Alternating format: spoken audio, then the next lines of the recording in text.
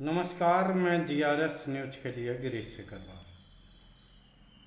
आज का ब्लॉग मैं सुप्रीम कोर्ट के उन दो आदेशों पर केंद्रित करना चाहूँगा जिन आदेशों का न सिर्फ दूरगामी असर पड़ेगा बल्कि सरकार की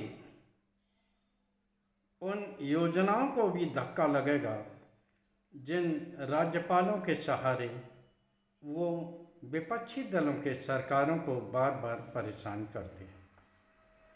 आप सभी लोग जानते हैं विपक्षी दलों की जहाँ सरकारें हैं, चाहे वो पश्चिम बंगाल हो, केरल हो, तमिलनाडु हो, इन राज्यों में राज्यपाल बहुत एक्टिव रहते हैं। उन राज्यों में राज्यपाल एक्टिव नहीं रहते जहां डबल इंजन की सरकार है। आप सभी लोगों ने देखा होगा किस प्रकार से जब दिल्ली में आम आदमी पार्टी की सरकार हुआ करती थी तो वहां के एलजी सक्सेना किस प्रकार से आम आदमी पार्टी की सरकार के कामों में रोड़े अटकाया करते थे। सड़क पर निकलकर ये दिखाने का प्रयास करते थे कि सरकार कुछ कर नहीं रही है और नाले सफाई तक में एलजी की सक्रियता देखी जा सकती थी। लेकिन अब जब दिल्ली का 1/3 इलाका पानी से डूबा तब वही एलजी महोदय, चूँकि अब वहाँ भारतीय जनता पार्टी की सरकार बन गई है, अब अपने शीश महल से बाहर निकलना नहीं चाहते। तमिलनाडु का मसला आपने सुन ही लिया होगा कि किस प्रकार वहाँ के राज्यपाल ने 10 विधेयकों को महीनों से लटका रखा था। कई विधेयक तो एक 1.5 साल पुराने थे। जब माननीय उच्चतम न्यायालय में इस बात की वो गई तो निश्चित तौर पर माननीय न्यायालय ने राज्यपाल के ऊपर समयबद्ध बंधन लगाते हुए उन्होंने आदेश पारित किया। उस आदेश को तत्कालीन उपराष्ट्रपति के साथ साथ तमाम केंद्रीय मंत्रियों ने जिस प्रकार से न्यायालय का मिसाइल बताया, बल्कि एक सांसद ने तो यहाँ तक कह दिया था कि मुख्य न्यायाधीश देश में गृह युद्ध कराना चाहते हैं। आप सभी लोगों को इस बात को पता होगा। बाद में माननीय उच्चतम न्यायालय ने ये व्यवस्था देते हुए कि राज्यपाल 30 दिनों के अंदर या तो बिल को पारित करें या सरकार को वापस लौटाएं। अगर वो अपने बिल को राष्ट्रपति को विचारार्थ भेजना चाहते हैं तो राष्ट्रपति के यहाँ भी वो बिल 3 महीने के अंदर पारित होकर आ जाना चाहिए, उस पर निर्णय आ जाना चाहिए। इसी को लेकर केंद्र सरकार की योजना जब धूल धूसरित होती दिखी तो उनके तत्कालीन उपराष्ट्रपति जगदीप धनखड़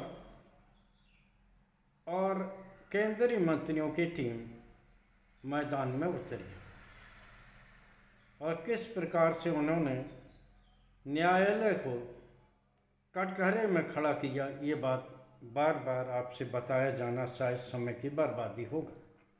कल इसी मुद्दे पर माननीय न्यायालय ने अपना विचार साफ स्पष्ट किया। मुख्य न्यायाधीश वी.आर. गवई ने कहा कि वैसे तो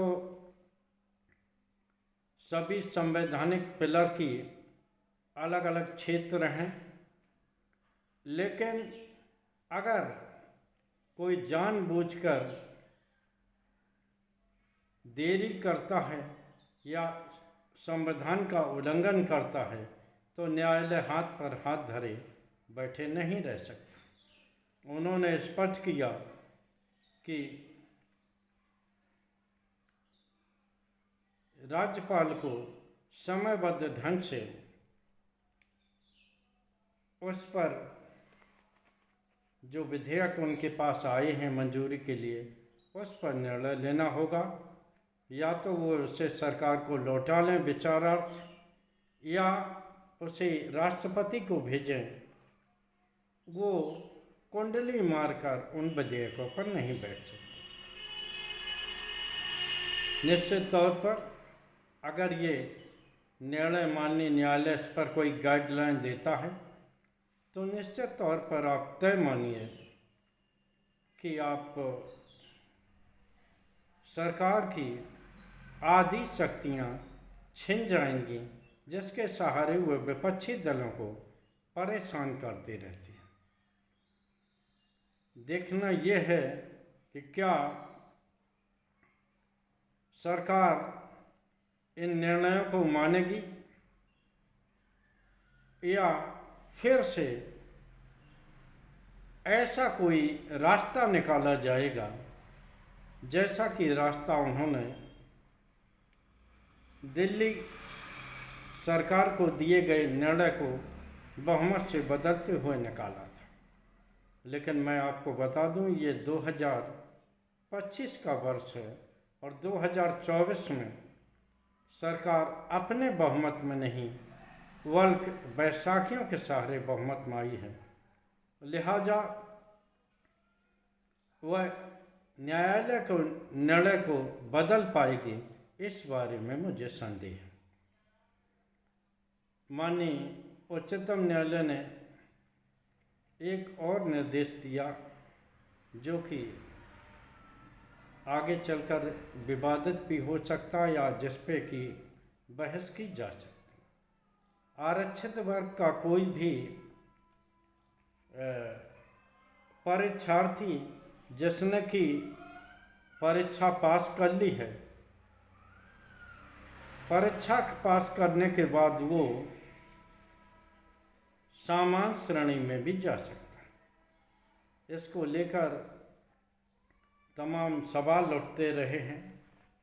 ओवरलैपिंग को लेकर आरक्षित वर्ग के लोग आरक्षित वर्ग में ही रहना चाहिए, इसको लेकर कई बार आरोप प्रत्यारोप ये है।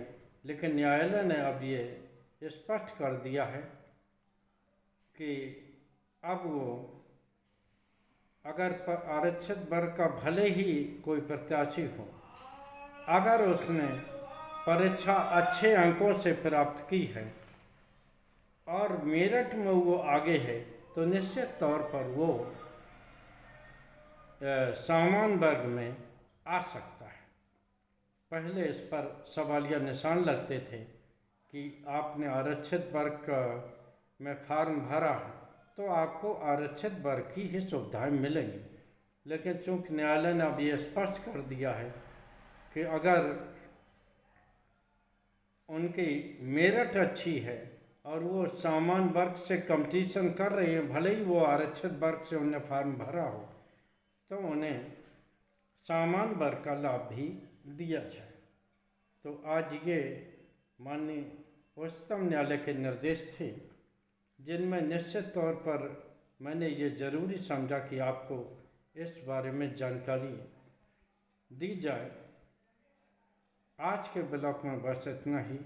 जय हिंद, जय भारत। कल फिर किसी नए मुद्दे पर आपके साथ जुड़ने का प्रयास करूंगा। आपसे निवेदन है कि आप हमारे छोटे से चैनल को सब्सक्राइब करें, हमारे कंटेंट को शेयर करें और कमेंट करके हमारी हौसला अफजाई करें। जय हिंद, जय भारत।